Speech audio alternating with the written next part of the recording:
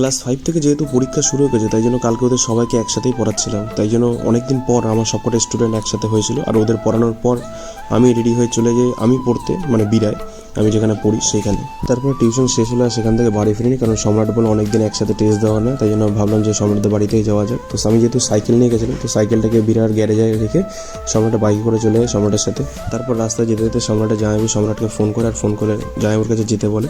তো আমরা প্রথমে গাড়িতে তেল ভরে চলে যাই আমার গ্রাম পার্কে। আমার গ্রাম পার্কটা হচ্ছে সম্রাটের জামাইবাবু।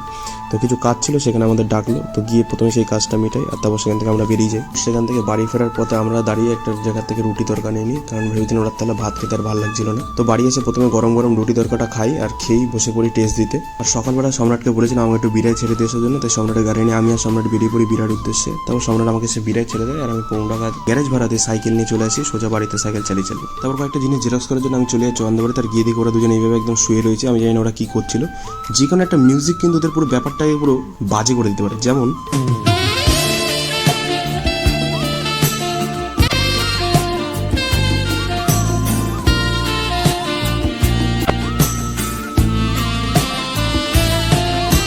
তো আজকের ভিডিওটা এইটুকুনি। ভিডিওটা যদি ভালো লাগে অবশ্যই একটা লাইক করো, আর চ্যানেলে নতুন চ্যানেলটা মনে করে সাবস্ক্রাইব করো।